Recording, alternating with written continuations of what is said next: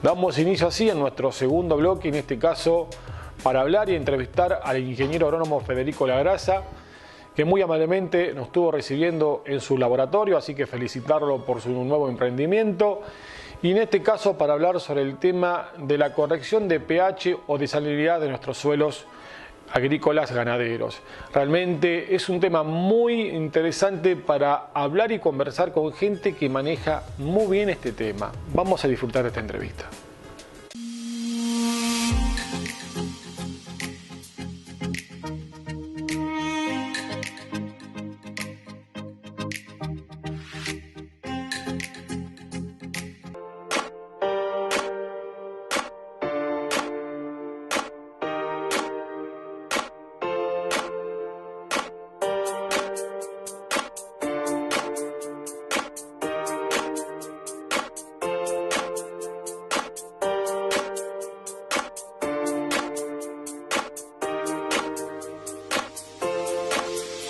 Bueno, Víctor, gracias en primer lugar por venir a visitarme. Es un tema de verdad que de siempre bastante actualidad, del que no se tiene por ahí mucho presente, por así decirlo. Simplemente cuando el productor o los técnicos vamos a solicitar un análisis de suelo en un laboratorio o pensamos en la nutrición del suelo, es como que este tema de acidez o alcalinidad no lo tenemos presente. Pero para definirlo de alguna manera y para encuadrarlo, no podemos dejar de hablar de pH. O sea, el pH del suelo, en este caso, ¿no? El pH, para que todos entendamos, es el potencial de iones de hidrógeno de una solución. O sea, está dada por la cantidad de esos hidrógenos que tenemos en solución, sea en el agua o sea, en este caso, en el suelo, ¿no? En la sangre, en la saliva, toda molécula de alguna manera, o todo fluido vivo tiene un pH para que pueda de alguna manera estabilizarse químicamente, para que entendamos. Pero hay algo muy interesante de lo que no se tiene en cuenta, que muchas veces cuando hablamos del número de pH, ¿no? 7 es la neutralidad, por debajo de 7 es la acidez y por encima de 7 es la basicidad o alcalinidad de una solución. ¿Qué es eso de alguna manera? Si yo te preguntara, Víctor, ¿de 6 a 7 hay alguna diferencia? Vos me dirías, sí, obviamente, es una diferencia numérica. Pero lo que tenemos que centrarnos, técnicamente hablando, es que es una diferencia exponencial, es un exponente, es una curva de este aspecto. O sea que tiene un crecimiento muy rápido. No es lo mismo decir 5 que 6 porque son 10 veces más, no una vez, sino que son 10 veces más por una cuestión química que no viene al caso para no aburrir a nadie. Pero, o sea que es muy fuerte, o sea, el desbalance que puede llegar entre punto y punto, ¿no? Si yo estoy hablando de 6,3, 6,2, estoy en el suelo ligeramente ácido, pero si ya estoy hablando de 5,8, aunque haya esa diferencia numérica chiquitita, cada puntito de eso son 10 veces más, así que es exponencial. Y el pH lo que marca de alguna manera son las relaciones que tienen que ver con la vida, porque tenemos que pensar que el suelo no es algo inerte, el suelo no es algo muerto, sino que el suelo es algo vivo. Y cómo esté la acidez o la alcalinidad de mi suelo, o la neutralidad, en el caso que haya productores que tengan suelos neutros, que sería una bendición terrible hoy en día, realmente estoy parado en un parámetro o estoy parado en otro. ¿Y por qué básicamente, Víctor? ¿Por qué nos hacemos esta pregunta o por qué hacemos este análisis? Bueno, si yo hablara de suelos ácidos, por ejemplo, hay microorganismos, como son los microorganismos fijadores biológicos de nitrógeno, como puede ser Bradyrhizobium japonicum, que es la bacteria que fija nitrógeno aliada a la soja, que podrían estar afectados o directamente están afectados por debajo del pH 5,5. Rhizobium meliloti, en algunos de tus programas que hablamos de pasturas, también está afectado por la acidez del suelo. O sea, esa cantidad de protones que haya presente y ese detrimento básicamente de bases como calcio y magnesio van a hacer que la casa, de alguna forma, para ese microorganismo que es el suelo, esté afectada. Y si la casa para ese microorganismo, que es un aliado, está afectada, lo que va a estar afectado también es la productividad. ¿Tá? Entonces, eso en relación para encuadrarnos para la importancia, ¿no? Con una simple medición de laboratorio, con un simple aparatito, nosotros podemos saber, es algo mucho más sencillo de lo que nos imaginamos muchas veces pedir una medición de pH, porque esa medición nos va a dar una idea cabal de cómo está la salud de nuestro suelo. Por contraposición, si nos vamos a pH por encima de 7 o 7 no, pero 7,5, ya estamos hablando de una condición de salinidad. y de problemas salinos. Y ahí sí que estamos en un serio problema, porque el que empieza a gobernar el complejo de cambio del suelo es el sodio. Y el sodio lo que hace es desestructurar de alguna manera el suelo, y lo que hace de alguna manera es condicionar la vida como para el lado de él, ¿no es cierto?, por así decirlo. Yo muchas veces cuando me encuentro con productores para explicar esto fácilmente digo: ¿cómo cocinás vos un jamón o cómo haces un chorizo seco, ¿no? Y generalmente se cocina con sal, porque el sodio tiene la particularidad de ¿qué cosa? De absorber prácticamente toda el agua del sistema, y a las plantas le pasa lo mismo. Cuando nosotros tenemos sodio en el suelo, lo que nos sucede es que las plantas no pueden tomar el agua, en parte, o sea, es uno de los problemas más grandes que tienen. O sea, el agua, por más que haya agua, que es una condición típica de los bajos y demás, no está disponible para las plantas porque los perfiles de alguna manera están llenos de sodio, por así decirlo. Entonces, es ahí donde el productor entiende que tiene un problema y que tiene que hacer algo.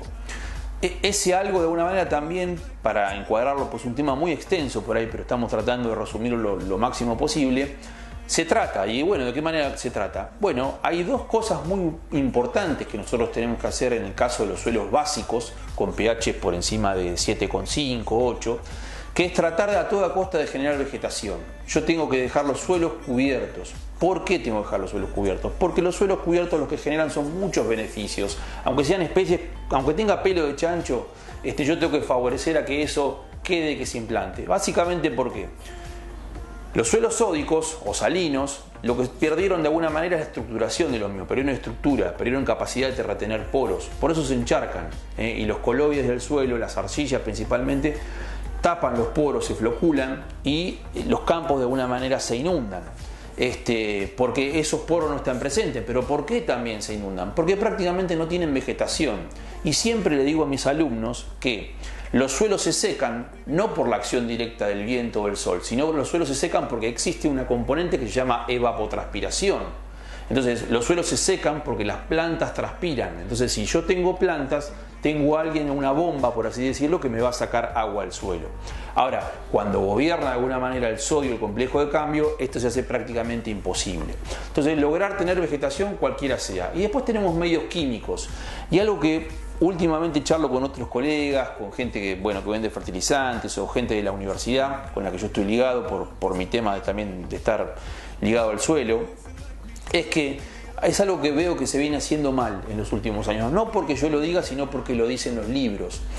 Últimamente el productor está usando yeso para, me voy ahora a lo ácido, como para utilizar este tipo de fertilizante como para corregir de alguna manera o para suplementar estos dos nutrientes, el sulfato y el calcio, pero lo utilizan suelos ácidos. Bueno, donde tiene que utilizarse el yeso es justamente en estos sistemas, en los suelos alcalinos o en los suelos básicos. ¿Por qué?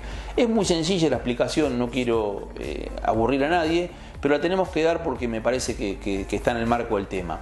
El yeso es sulfato de calcio. Por un lado tengo al azufre y por un lado tengo al calcio unidos en una sal. Cuando eso está en una condición hídrica se separa muy fácilmente porque se disocia en agua, y el sulfato lo que va a hacer de alguna manera es buscar ¿a quién? A alguien para poder unirse y complementarse. Y en ese caso a quien busca es al sodio. Entonces se forma sulfato de sodio, y el calcio que quedó solito acá pasa a formar parte del complejo de cambio del suelo.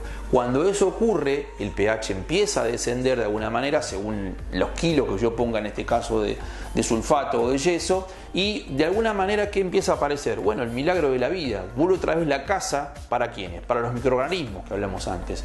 Vuelve la casa para las especies que están adaptadas, que son pioneras en la sucesión ecológica, como se dice en ecología.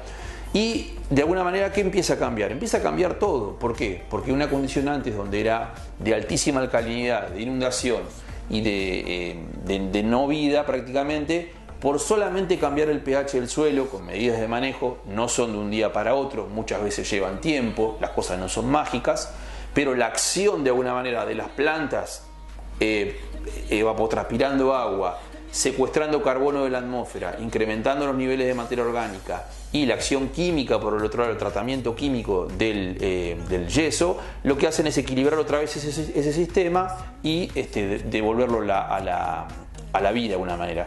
Bueno, si a eso le sumamos una situación pastoril, donde empieza a haber bosta, orina y demás, se empieza a crear, digamos, de alguna manera, un ecosistema propicio. Eso es lo más común que tenemos hoy en día en los lotes de agricultura. Básicamente, ¿por qué? Porque la agricultura que hoy tenemos es extractiva, no hay reposición de bases, y por lo tanto, y por un proceso natural de lixiviación, nuestros suelos año a año se van perdiendo bases y se van acidificando. Viene como anillo al dedo tu pregunta, ¿por qué? Porque lo que se debería utilizar químicamente hablando es el uso de dolomita o carbonato de calcio y no yeso como se está utilizando en los sistemas. ¿Por qué? Antes habíamos explicado que el yeso era fácilmente disociable, pero ¿con quién se juntaba el azufre? Básicamente se juntaba con el sodio y de alguna manera se establecía un equilibrio en ese suelo. Bueno, acá el sodio no está presente porque estamos hablando en suelos agrícolas. Entonces, ¿a quién va a buscar si el suelo es ácido, como explicamos antes? Va a buscar directamente un protón, con el riesgo de poder formar potencialmente ácido sulfúrico. Entonces, hay que ver en cada suelo en particular, porque esto no es lineal. El suelo tiene una capacidad buffer terrible, una capacidad tampón de amortiguar muy grande, pero al no haber sodio, ese azufre se va a separar, ese calcio va a tratar de formar parte en el complejo de cambio, pero no va a ayudar ese producto a mitigar los efectos de acidez, sino que lo correcto sería utilizar dolomita o carbonato de calcio, como para mitigarlo, el problema químicamente hablando. Tener suelos ácidos es un problemón. Yo creo que el productor y nosotros los técnicos no hemos tomado dimensión de la acidificación de nuestros perfiles, de nuestros suelos, básicamente porque de la misma manera dijimos que antes la vida estaba condicionada, de esta manera también, o sea, la actividad biológica del suelo, para poner un ejemplo de actualidad, nadie se preguntaría hoy en dejar de inocular o dejar de utilizar microorganismos aliados para la fijación biológica de nitrógeno en soja o en pasturas. Entonces, los primeros que se resienten, ¿quiénes son? Los microorganismos, justamente. O sea, Rhizobium, que es la bacteria fijadora de nitrógeno en la soja, es muy sensible a pHs por encima de 5,5. Si yo pierdo ese aliado, que le da nitrógeno de alguna manera barata a la planta, y con ese nitrógeno la planta fabrica proteínas, yo de alguna manera, si no tomo presente o no tengo cuidado con cómo está el pH de mi suelo, me estaría pegando un tiro en el pie. O sea, porque estaría matando de alguna manera la gallina del huevo de oro. O sea, no quiero que suene tan catastrófico, que suene tan dantesco lo que estoy diciendo, pero estamos trabajando con un grupo en la Universidad de Buenos Aires y viendo cómo son los procesos de agriculturización intensiva y extractiva más que nada, y te podría decir a vos, Víctor, y a la audiencia que estamos en un proceso de acidificación de los suelos y que la biología de alguna manera u otra se está siendo afectada. Entonces, cuidar el pH, cuidar las rotaciones, cuidar la incorporación de carbono, si es necesario utilizar enmiendas en algunos casos, sería lo propicio como para mitigar todos estos efectos que son mínimos, o sea, son cuestiones mínimas, pero de alto y muy muy alto impacto en la agricultura que tenemos hoy en día, que otra vez vuelvo a repetir, es extractiva. No salimos últimamente de la urea y el MAP como con nutrientes básicos de nitrógeno y fósforo, y no se habla ni de micronutrientes, ni de equilibrio de nutrientes, ni de reposición de nutrientes al suelo, básicamente por dos cosas. Muchas veces pasa por un tema de desconocimiento y otra cosa pasa por una cuestión de costos. Los costos hoy en día en la agricultura son altos. Yo también soy productor y muchas veces dejamos de lado ciertas cosas, básicamente porque a veces los números son muy finitos. Así que es un tema que da para hablar muchísimo, es muy extenso, pero yo invito a toda tu audiencia que vaya a su laboratorio de confianza, que hable con sus ingenieros agrónomos, sobre todo que le cuente, los agrónomos sabemos todas estas cosas, porque, o sea, con una simple muestra de suelo y con un simple análisis de pH, yo por lo menos puedo saber dónde estoy parado y hacia dónde vira mi sistema productivo. Así que gracias por visitarme y un saludo a tu audiencia.